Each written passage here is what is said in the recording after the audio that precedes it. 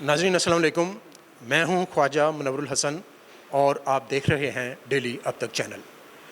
नाज़रीन, हमने जो अदबी तकरीबात के हवाले से एक प्रोग्राम शुरू कर रखा है, इस सिलसिला में एक तकरीब मौलाना ज़फ़र अली ख़ान ट्रस्ट मुस्लिम टाउन लाहौर में मुनक़्क़द हो रही है, जिसमें मुमताज़ दानश्वर और सीनियर सहाफ़ी जनाब जमील अतर काज़ी साहब की तसनीफ़ दियार मुजद्दद से दाता नगर तक की तकरीब रूनुमाई हो रही है, जिसमें बहुत से सीनियर सहाफ़ी और मुकर्ररीन अपने तासरात का इजहार करेंगे। नाज़रीन, ये तकरीब पाक मीडिया फाउंडेशन इस्लामाबाद और मौलाना ज़फ़र अली ख़ान ट्रस्ट के तामुन और बाहमी इश्तराक से मुनक़्क़द हो रही है। लौह भी तू, कलम भी तू, तेरा वजूद अल किताब, गुंबद आब गीना रंग, तेरे मुहीत में हुबाब। आसफ भट्टी एडवोकेट ने अपने तासरात पेश करते हुए बताया, नज़रिए से मुराद मेरी वो है जिसने पाकिस्तान को जन्म दिया, और कायद आज़म के बकौल जब हिंदुस्तान के पहले हिंदू या गैर मुस्लिम ने इस्लाम कबूल किया था, पाकिस्तान उस वक्त मार्ज़ वजूद में आ गया था। तकरीब से खिताब करते हुए डॉक्टर मुजाहिद मंसूरी ने कहा, मुझे ये एज़ाज़ हासिल है कि जब मैं पंजाब यूनिवर्सिटी में सहाफ़त का तालिब इल्म था और डॉक्टर शफ़ीक जालंधरी साहब मेरे उस्ताद गिरामी, तो ये मुझे एक दफ़ा ऐसे ही माल पर हम चलते फिरते ये अपने किसी काम से गए थे, तो मैं साथ था, तो हम जमील साहब के कमरे में गए और चाय पी, और उसके दौरान जमील साहब ने अपनी एक पेशा वराना ज़रूरत से आगाह किया शफ़ीक साहब को कि हमें एक सब एडिटर की ज़रूरत है। तो शफ़ीक साहब ने उसी वक्त मेरा हाथ जो था वो जमील साहब के हाथ में थाम दिया कि ये ले जी।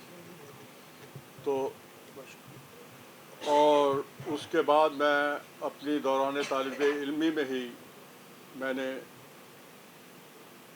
जमील साहब की सहाफ़ती कमान में अपनी सहाफ़त का बाकायदा आगाज़ शुरू कर दिया।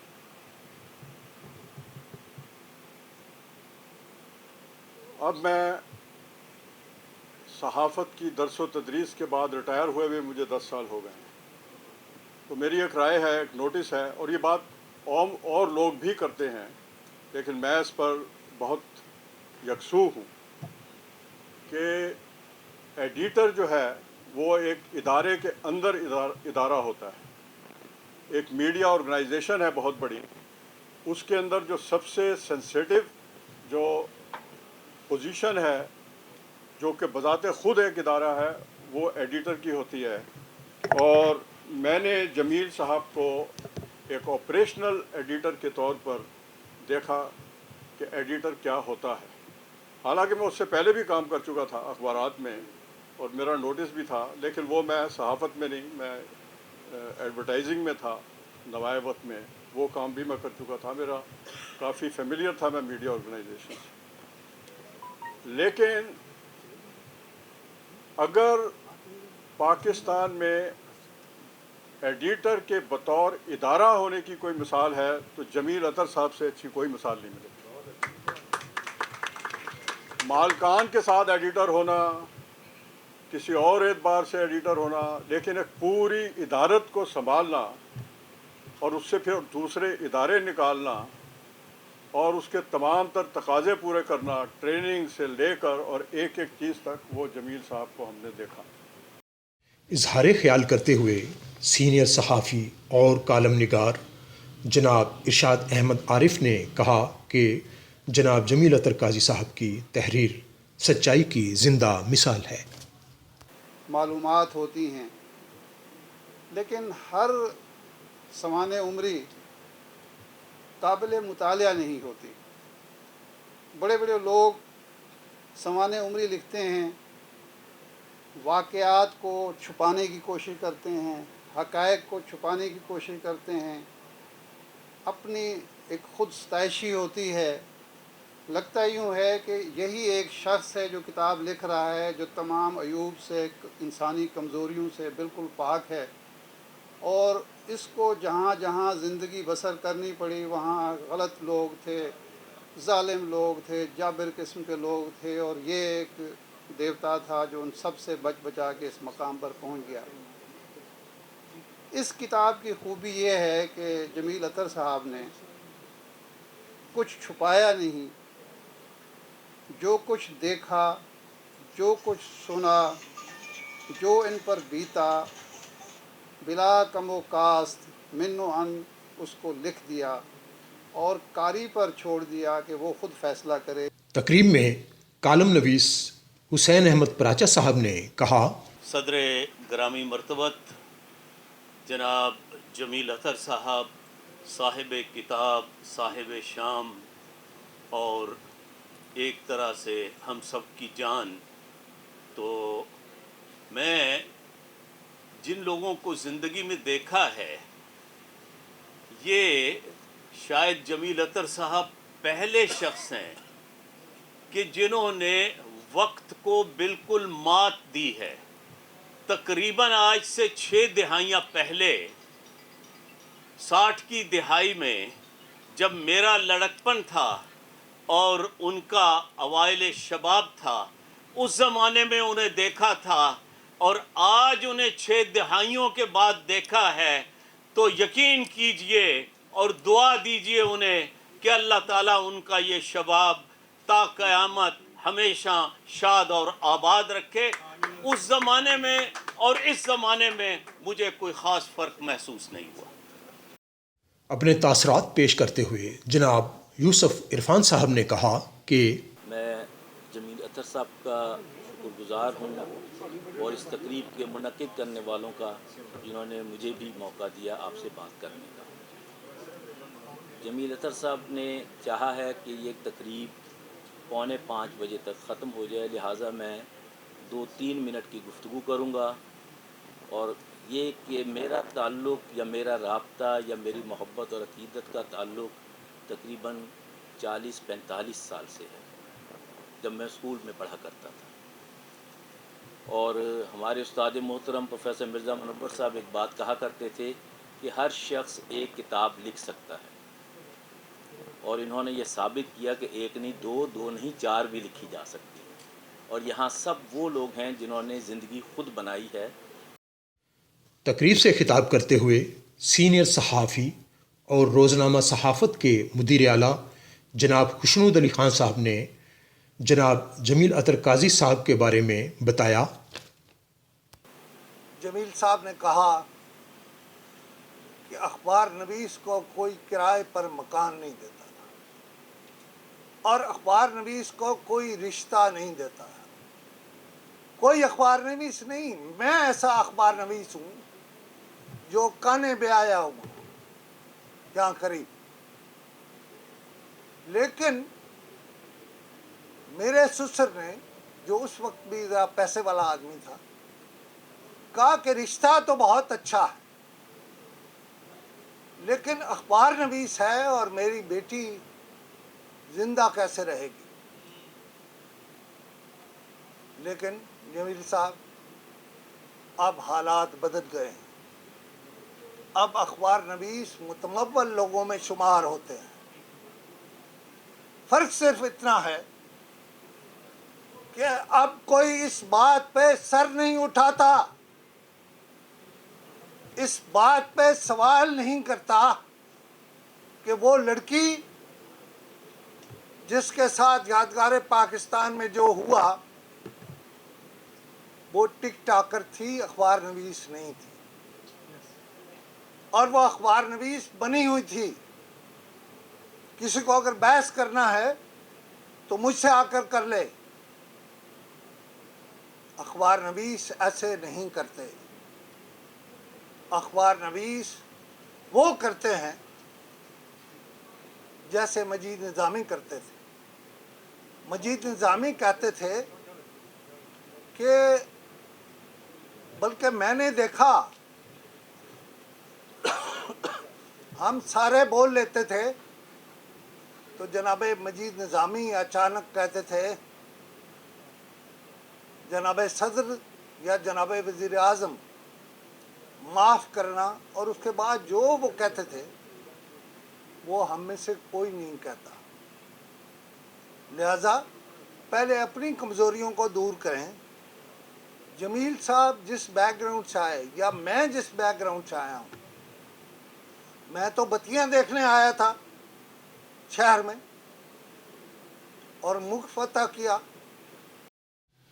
تقریب میں شاعر اور صحافی جناب کمل فیروز نے کہا کہ خواتین و حضرات، پہلے تو میں معذرت خواہ ہوں، میں ذرا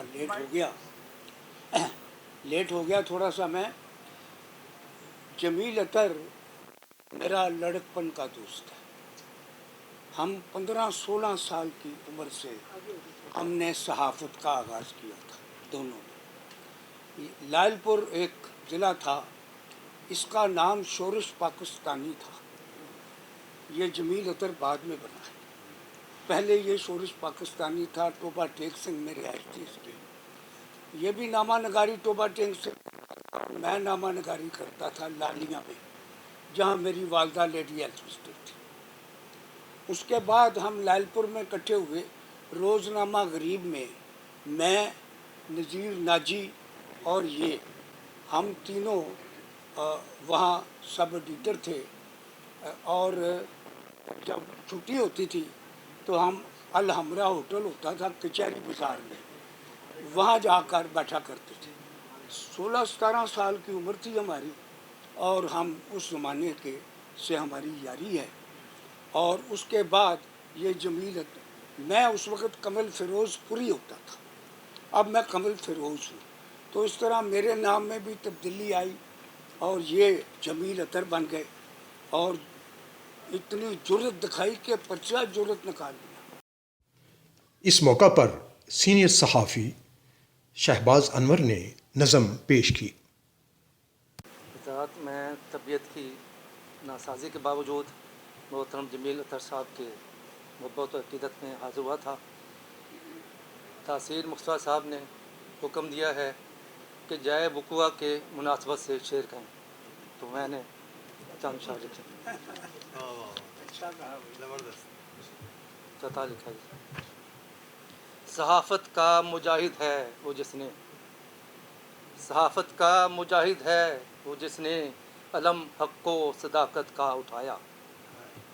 صحافت کا مجاہد ہے وہ جس نے علم حق و صداقت کا اٹھایا. بہت ہی کم ہے اس شعبے میں انور، بہت ہی کم ہے اس شعبے میں انور، جمیل اطہر نے جیسا نام پایا. تقریب سے خطاب کرتے ہوئے جناب سجاد بخاری صاحب نے کہا کہ جمیل اطہر صاحب کی زندگی پر اور بھی کتابیں لکھی جانی چاہیے جو کہ نوجوان نسل کے لیے مشعل راہ ہیں. ڈاکٹر سجاد بخاری صاحب کی باری ہے.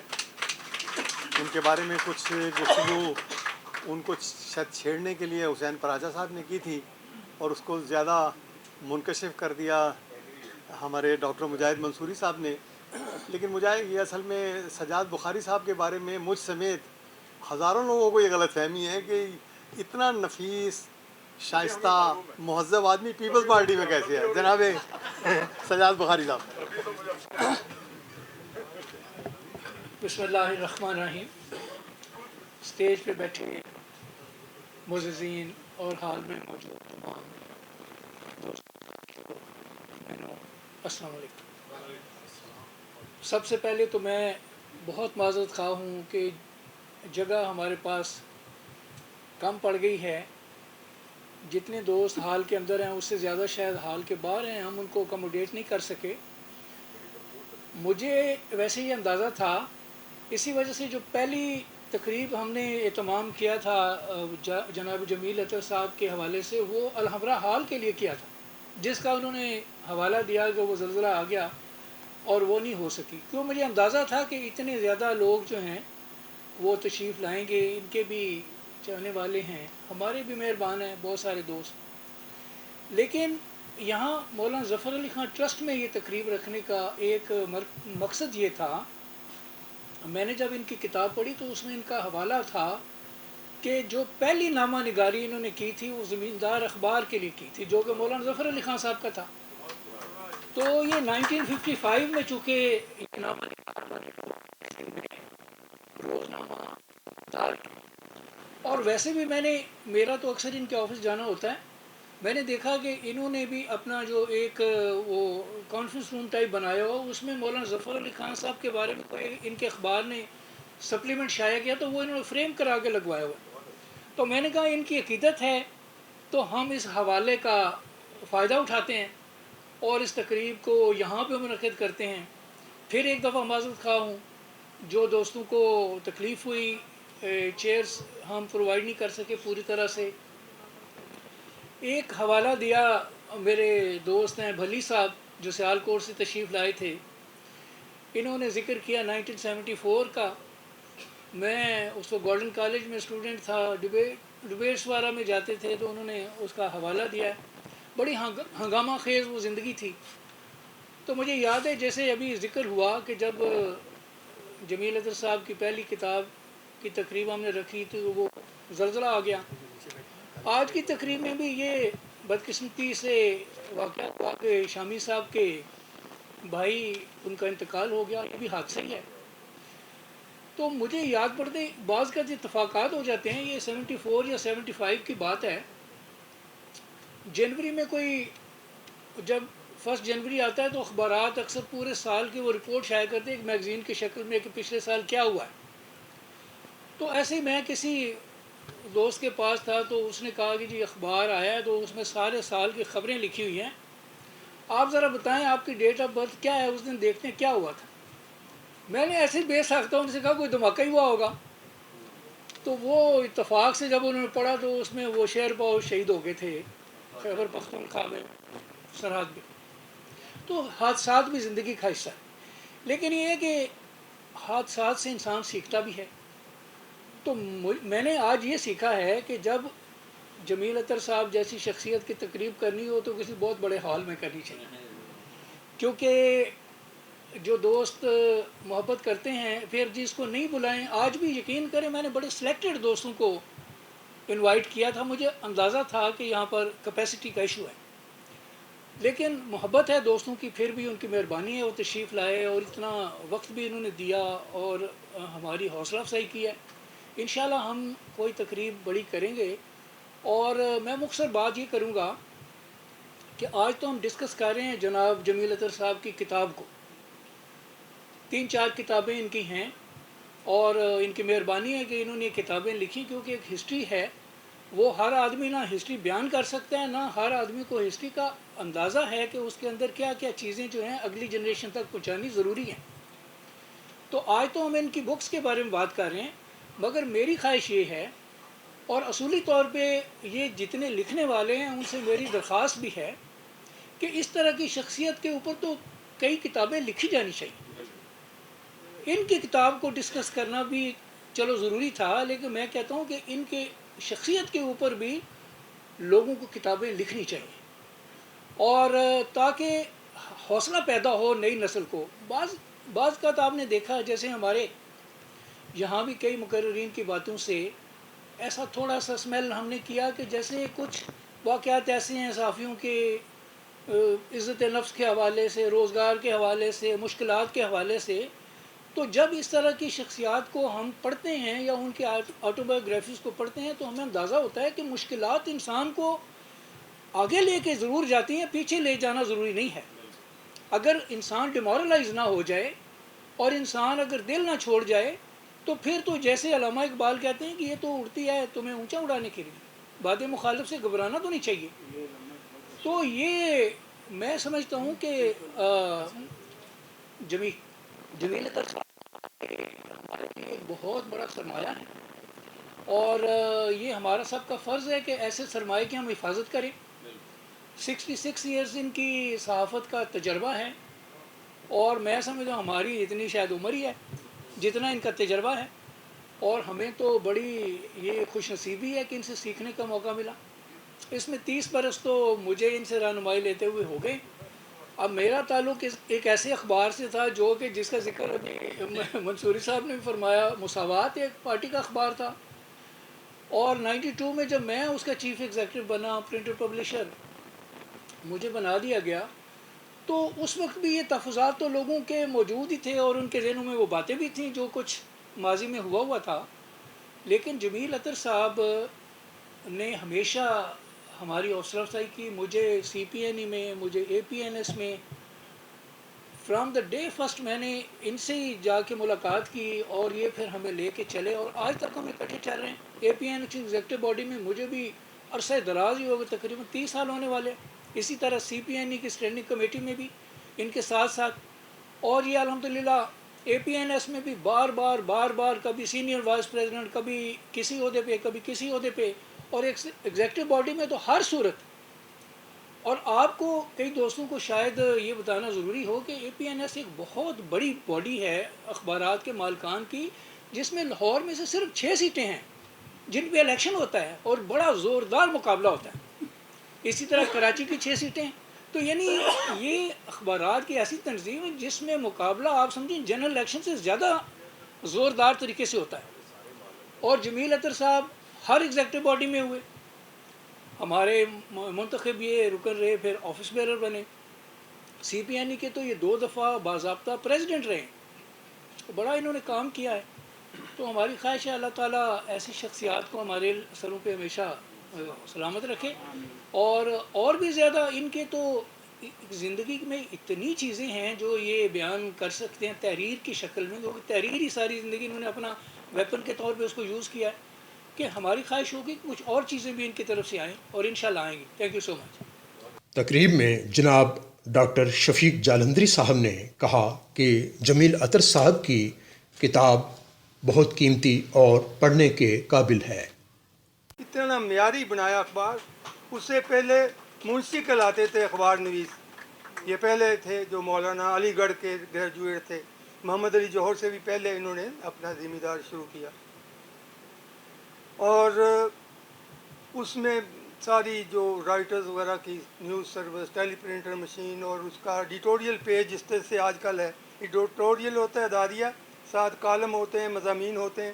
پہلی بار اس طرح کا صفحہ انہوں نے شروع کیا. اس سے پہلے گڈ مڈ ہوتی، خبروں کے اوپر ہی تبصرہ کیا ہوتا تھا نامہ نگار کی طرف سے، اور عجیب و غریب پتہ نہیں چلتا تھا مضمون کدھر ہے، خبر کیا ہے. ساتھ ہی انہوں نے اپنی افسانہ نویسی کی ہوتی تھی اس کے. تو منشی کہلاتے تھے. اس طرح کے ہفتے روزے تھے، کوئی 200 چھپتا، کوئی 400 چھپتا. پھر اخبار عام پیسہ اخبار آئے، کوئی 2,000 1,500 چھپنے شروع ہوئے. ان کا پہلا اخبار تھا جو 35,000 چھپنا شروع ہوا. تھوڑے پڑھے لکھے ہوتے تھے مسلمانوں میں لوگ، پورے بڑے صغیر میں جاتا تھا. لوگ ایک آنے کا خرید کے 2 آنے دے کے کسی سے پڑھواتے تھے کہ یہ ظفر علی خان نے کیا لکھا ہے، کون سی اس کی آج کی نظم ہے، کوئی تو وہ سناؤ کیا لکھا ہے. 2 آنے پڑھانے کے سرحد میں تو عام بات تھی.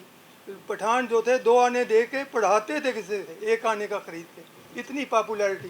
اور لوگوں نے، میں نے امریکہ میں مختلف جو ڈسکشنز میں پڑھا ہوں، وہاں میں نے پریزنٹیشنز کی یا بتایا اپنی صحافت سے متعلق وہاں، تو یہ کہا بار بار کئی جگہوں پہ، کئی یونیورسٹیوں میں، کہ یہ بتائیں کہ آپ کے کوئی ایسا صحافی ہوا ہے جس کا اخبار بند ہو گیا ہو، گورنمنٹ نے کر دیا، لوگوں نے اس کی ضمانت کے لیے اپنے طور پہ چندے جمع کر کے اسے دوبارہ شروع کرا لیا ہو، اتنا پاپولر، جس نے اتنی قیدیں کاٹی ہوں.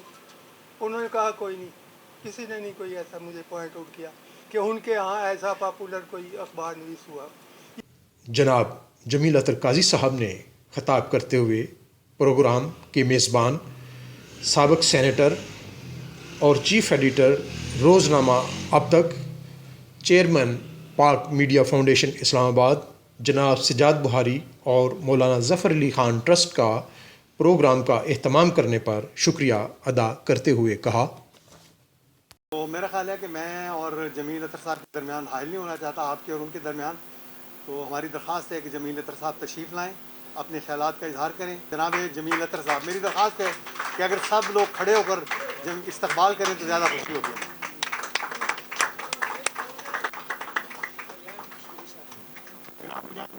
تشریف لائیں، اسٹیج پہ آ جائیں تو بڑی مہربانی آپ.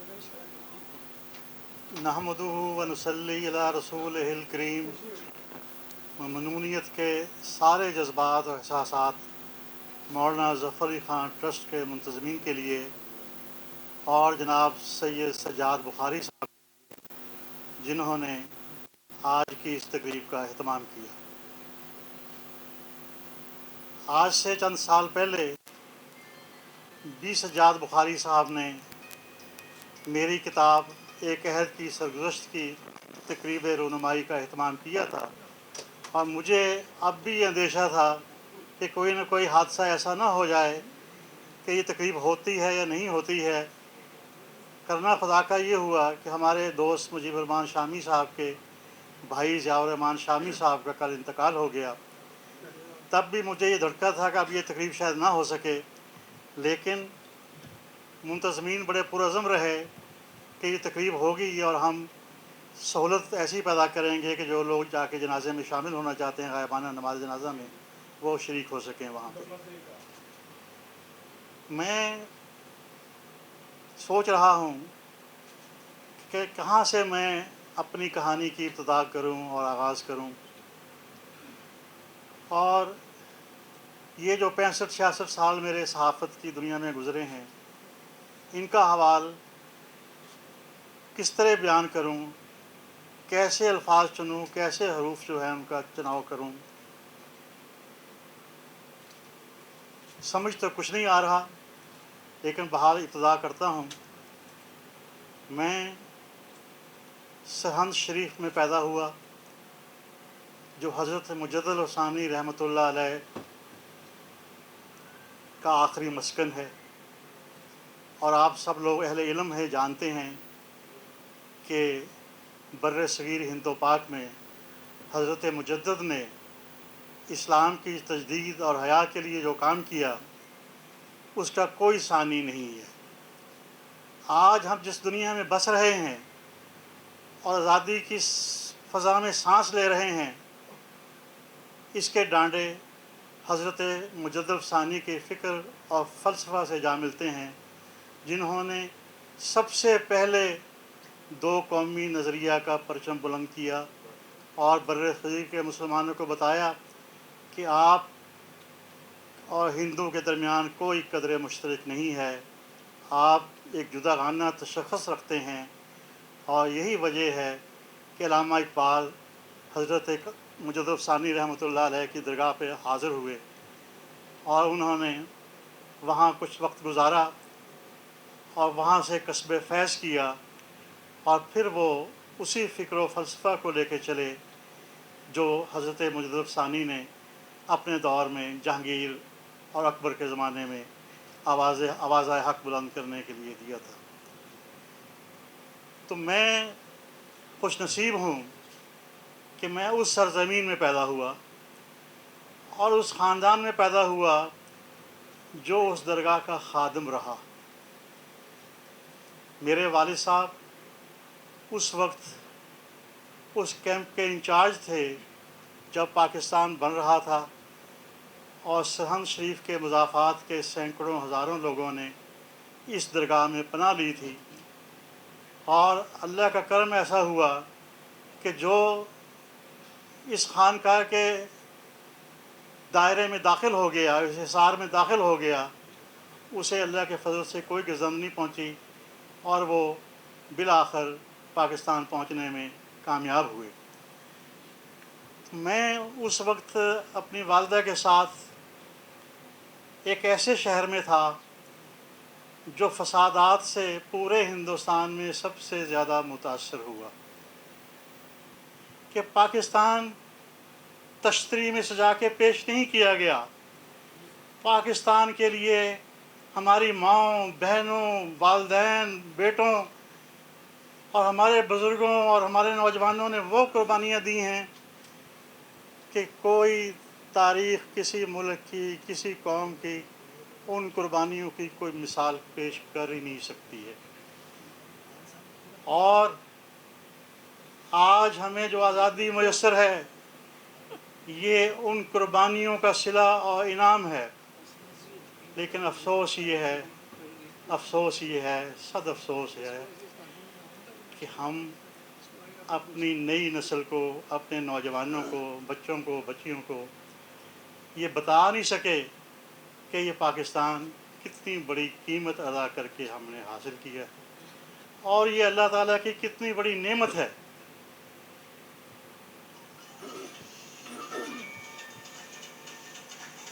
یہ ذرا بند کر لوں۔ تو پاکستان حضرت قائد اعظم اور حضرت علامہ اقبال اور شہید ملت لیاقت علی خان کی قیادت میں جب ہم نے حاصل کیا تو ان کے دائیں بائیں قومی صحافت نے بھی ان کا ساتھ دیا. کیا ڈان، کیا منشور، کیا احسان، کیا زمیندار، کیا نوائے وقت، کس کس اخبار کا نام لیں کہ جنہوں نے حضرت قائد اعظم کی آواز کو خاص طور پر پنجاب کے اس علاقے میں لوگوں تک پہنچایا. چونکہ یہ سارے علاقے انگریز کے ذہنی طور پر غلام علاقے سمجھے جاتے تھے اور یہاں پر پاکستان کی ایک اسلامی مملکت کی بات کرنا یہ جوئے شیر لانے کے مترادف تھا. لیکن قربان جائیے ان اخباروں کو، ان کے مالکوں کو، ان کے ایڈیٹروں کو، جنہوں نے ضمانتیں ضبط کروائیں، جیلیں کاٹیں اور ہر روز نئی سے نئی مشقت جو ہے وہ اٹھائی، لیکن انہوں نے قائد اعظم کا ساتھ دیا. پاکستان بن گیا. پاکستان بننے کے بعد فرض تو ہمارا یہ تھا کہ ہم سب کچھ بھول بھال کے پاکستان کو مستحکم کرنے، پاکستان کو مضبوط کرنے میں لگ جاتے. لیکن شہید ملت لیاقت علی خان کی شہادت کے سانے کے بعد جو حکمران ہمیں نصیب ہوتے رہے، بدقسمتی سے انہوں نے نہ نظریہ پاکستان کو یاد رکھا، نہ پاکستان کے لیے دی گئی قربانیوں کو یاد رکھا، اور قومی صحافت جو ان کو سیدھے راستے پہ رکھ سکتی تھی ان کی مشقیں کسنا شروع کر دیں، ان کے لیے کام کرنا دشوار کر دیا. سب سے پہلے دولتانہ صاحب نے نوائے وقت بند کیا، اور جب وہ کسی نے 2-3 دن کے بعد ایک پریس کانفرنس میں ان سے پوچھا کہ دولتانہ صاحب آپ نے یہ کیا کر دیا، یہ تو قائد اعظم کا بنایا ہوا، قائد اعظم کا قائم کردہ اخبار ہے. تو انہوں نے کہا یہ کام مجھے حلف اٹھانے کے فوری بعد کر دینا چاہیے تھا، مجھے 2 دن لگے اس کو بند کرنے میں. پھر میں نے انہی دولتانہ صاحب سے جنا حال میں آغا شورش کاشمیری کی پہلی برسی تھی، یہ کہتے ہوئے سنا انہیں کہ حمید نظامی صاحب صحیح تھے، میں غلط تھا، لیکن اب پچھتائے کیا ہو جب چڑیاں چگ گئی کھیت. حضرات، خواتین حضرات، ایک صحافی ایک عام شہری سے کیوں منفرد ہے یا مختلف ہے؟ صحافی کا قلم کیوں کہا جاتا ہے کہ یہ بہت مقدس ہے؟ میں 60-65 سال اس پیشے میں گزارنے کے بعد آپ کو یہ بتانا چاہتا ہوں کہ صحافت کسی قوم کو گرانے اور اوپر چڑھانے، یہ دونوں کام کرنے کا سب سے مؤثر ذریعہ ہے. اگر صحافی بیدار ہو، جاگ رہا ہو، اور اس کا اخبار جو ہے وہ قوم کی صحیح رہنمائی کر رہا ہو، تو آپ اس قوم کی تقدیر بدل سکتے ہیں، اس کی تقدیر سنوار سکتے ہیں. بے شمار واقعات ہیں، کس کس کا ذکر کروں گا. ایک مرتبہ لاہور میں بھٹو صاحب کا دور حکومت تھا. گورنمنٹ کالج کے طلبہ پر اس قدر تشدد کیا گیا کہ ان کی شلواریں اور ان کی پتلونیں اتاری گئیں اور ان کو برنا کر کے ظلم و جبر کا نشانہ بنایا گیا. تو میں روزنامہ وفاق میں تھا، جس کے ایڈیٹر مصطفیٰ صادق صاحب تھے. تو وہاں کے اس وقت کے ڈی جی پی آر نے ٹیلی فون کیا کہ جناب میری ملازمت کا سوال ہے، اگر آپ صبح یہ تصویریں چھاپیں گے تو میں اس نوکری پہ نہیں رہ سکوں گا، تو آپ مجھ پر رحم کریں اور یہ تصویریں نہ چھاپیں. میں اتنا سمجھدار اور سلجھا ہوا تو نہیں تھا اس وقت، لیکن میں نے مصطفیٰ صادق صاحب سے کہا کہ ہم یہ کام کرتے ہیں کہ ان تصویروں کی جگہ خالی چھوڑ دیتے ہیں اور تصویریں شائع نہیں کرتے، لیکن اس کے نیچے کیپشن یہ دیتے ہیں کہ یہ لاہور پولیس کے ظلم و ستم کی تصویریں ہیں اور تہذیب اور شائستگی اور اخلاق ہمیں یہ تصویریں شائع کرنے کی اجازت نہیں دیتے. تو صبح ان ڈی جی پی آر صاحب کا فون آیا कि खुदा के बंदो बेहतर यही था कि आप तस्वीरें ही छाप देते। इसी तरीके से भुट्टो साहब गवर्नर हाउस लाहौर में एडिटर्स और रिपोर्टर्स से ख़िताब करने वाले थे, और अगले रोज़ उन्हें शिमला जाना था। तो सहाफ़ियों की जो वफाकी यूनियन है वो एक एहतजाजी पंद्रहवाड़ा मना रही थी, और तमाम सहाफ़ी उस 15 दिन में अपने बाजुओं पर स्याह पट्टियाँ बांधे हुए थे। तो जब सहाफ़ी गवर्नर हाउस के दरबार हाल में दाखिल हो रहे थे तो उस वक्त के सेक्रेटरी इन्फॉर्मेशन शेख हफीज़ुर्रहमान और DGPR सैयद आबद अली ने सबसे हाथ बांध के दरख्वास्त की कि खुदा के लिए आप ये पट्टियाँ उतार दें। भुट्टो साहब के गुस्से का आपको पता है, तो ना आप वो बर्दाश्त कर सकेंगे ना मैं बर्दाश्त कर सकूँगा। लेकिन सहाफ़ियों ने कहा कि ये हमने आज के लिए नहीं बनाई हुई, ना हमें मालूम था कि आज प्राइम मिनिस्टर जो हैं वो सहाफ़ियों से ख़िताब करेंगे। ये तो फ़लाँ तारीख को हमारा 15 शुरू हुआ था और फ़लाँ तारीख को ख़त्म होगा, और हम सोते जागते ये पट्टियाँ बांधे रखेंगे। तो जब प्रेस कॉन्फ्रेंस शुरू हुई और ज़ुल्फ़िकार अली भुट्टो साहब जो है उन्होंने अपनी गुफ्तगू का आगाज़ किया, तो उनके चेहरे पर एक रंग आ रहा था और एक रंग जा रहा था। उन्होंने कहा कि मैं बहुत बड़ा एजिटेटर हूँ, मैंने बड़े जलसे किए हैं, बड़े जुलूस निकाले हैं, मैं लोगों को सड़कों पर लाया हूँ, लेकिन मैं किसी के घर स्याह पट्टियाँ बांध के कभी नहीं गया। और आप हैं कि आप मेरे घर जो हैं वो स्याह पट्टियाँ बांध के आए हुए हैं। तो करीब था कि या भुट्टो साहब उठ के चले जाते या सहाफ़ी जो हैं उसका बाइकाट कर देते, कि अचानक निसार उस्मानी साहब जो कारकुन सहाफ़ियों के एक बहुत बहादुर लीडर थे, वो अपनी सीट पर खड़े हुए और उन्होंने कहा, जनाब वज़ीर आज़म, हमने आपका गुस्सा देख लिया, लेकिन हम आपको अपना गुस्सा नहीं दिखाना चाहते। हम आपको अपना गुस्सा नहीं दिखाना चाहते। हमने ये पट्टियाँ अपनी जमात के एक करारदाद के तहत बांधी हुई हैं, और इनका मकसद किसी को ईज़ा पहुँचाना या तकलीफ़ पहुँचाना नहीं है। लेकिन भुट्टो साहब का रंग देखने के काबिल था, और उस ज़माने के लोग जानते हैं कि हुक्मरानों का गुस्सा जो है वो क्या क्या रंग दिखाता रहा है। तो अभी गुफ्तगू जारी थी कि मरहूम आरिफ निज़ामी साहब अपनी सीट पर खड़े हुए और उन्होंने कहा, जनाब वज़ीर आज़म, मैं आपसे ये पूछना चाहता हूँ कि आप कल शिमला तशरीफ़ ले जा रहे हैं, आप वहाँ क्या देने जा रहे हैं और क्या लेने जा रहे हैं? तो वज़ीर आज़म साहब ने उस सवाल का जवाब देना शुरू किया, लेकिन जब वो मीटिंग ख़त्म हुई तो सबसे पहले जो ऑर्डर भुट्टो साहब ने दिए वो उस वक्त के सेक्रेटरी इन्फॉर्मेशन और DGPR की उन ओहदों से रुखसती थी। तो ये है हमारे यहाँ आज़ादी सहाफ़त, जिसको हमारे सहाफ़ियों ने जीला और भुगता, और हमारे क़ारीन को इसकी ख़बर तक नहीं होती कि आज जो अखबार हमारे पास आया है ये किन मराहल से गुज़र के हमारे पास पहुँच रहा है।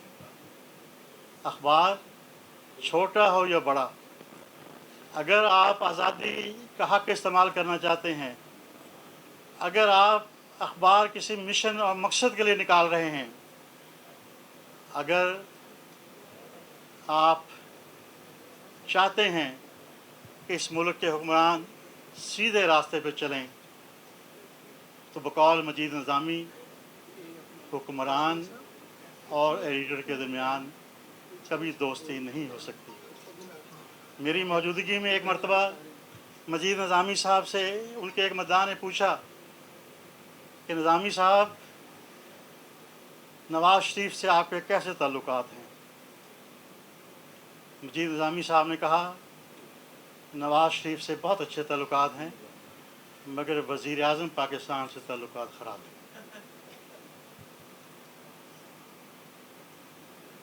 सहाफ़त मेरे नज़दीक जान जोखम का काम है।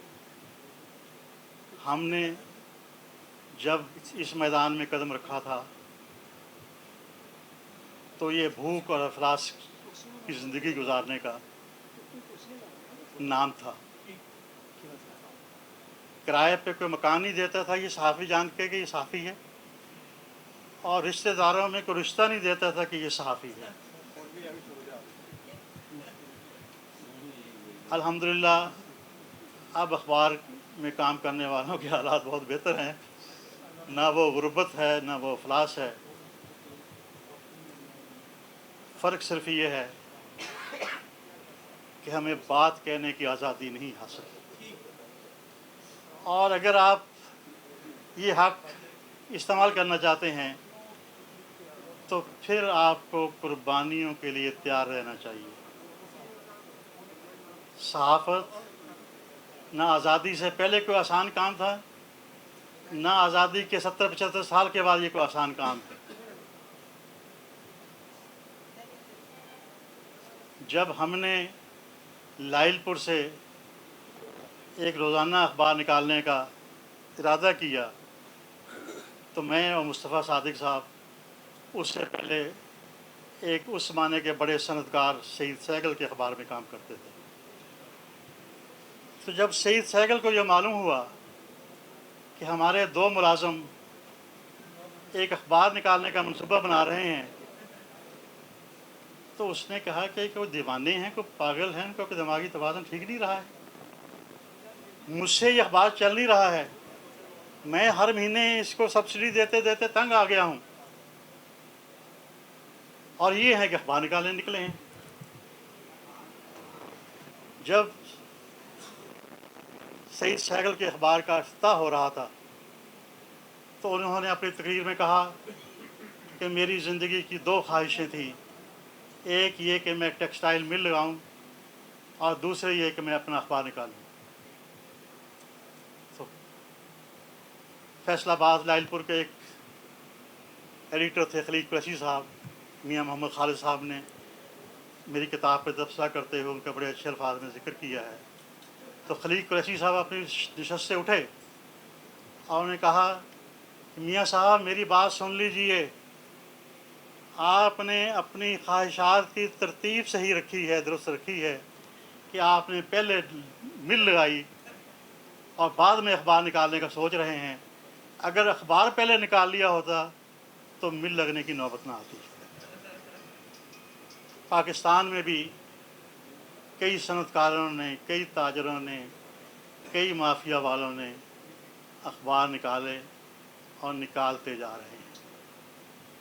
لیکن مجیب الرحمان شامی صاحب نے ایک تقریب میں کہا تھا کہ ہم اس نسل کے آخری نمائندے ہیں جہاں کوئی کارکن صحافی کسی اخبار میں 5-10 سال 15 سال کام کرنے کے بعد کچھ اپنی پس انداز کی ہوئی رقم اور کچھ دوستوں سے ادھار قرض لے کے کوئی اخبار نکالنے کا منصوبہ بنا سکے.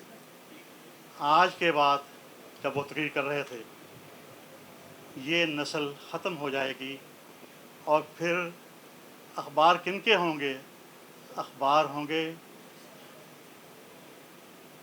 سکولوں اور کالجوں اور یونیورسٹی چلانے والوں کے, اور بڑی بڑی کارخانے بناسپتی گھی بیچنے والے اور خریدنے والے ان کے ہوں گے. وہ اخبار جو الطاف حسن قریشی صاحب نکالتے تھے, جو حمید نظامی صاحب نکالتے تھے, جو مجید نظامی صاحب نکالتے تھے, جو آغا شورش کاشمیری نکالتے تھے, اب وہ اخبار آپ کو دیکھنے کو نہیں ملیں گے.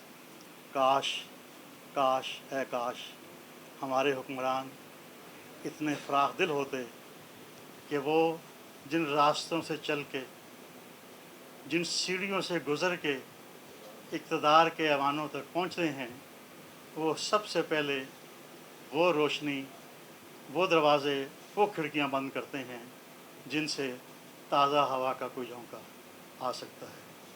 میں آپ کا مزید وقت نہیں لینا چاہتا, لیکن آخر میں آغا شورش کاشمیری صاحب کی ایک نظم آپ کی نظر کرنا چاہتا ہوں. آغا صاحب نے فرمایا ہم اہل قلم کیا ہیں, अल्फाज का झगड़ा है बेजोड़ सरापा है, अल्फाज का झगड़ा है बेजोड़ सरापा है, बजता हुआ डंका है हर देख का चमचा है, हम अहले कलम क्या हैं। मशहूर सहाफ़ी हैं, उन्वान मुआफ़ी हैं, शाहाना कसीदों के बेरब्त वाफ़ी हैं, हम अहले कलम क्या हैं। ये शक्ल ये सूरत है, सीनों में कदूरत है, आँखों में हया कैसी, पैसे की ज़रूरत है, हम अहले कलम क्या करें। अपना ही भरम लेकर अपना ही कलम लेकर कहते हैं कि लिखते हैं इंसान का गम लेकर, अपना ही भरम लेकर अपना ही कलम लेकर कहते हैं कि लिखते हैं इंसान का गम लेकर, हम अहले कलम क्या हैं। ताबे हैं वज़ीरों के, खादम हैं अमीरों के, कातिल हैं असीरों के, दुश्मन हैं फ़कीरों के।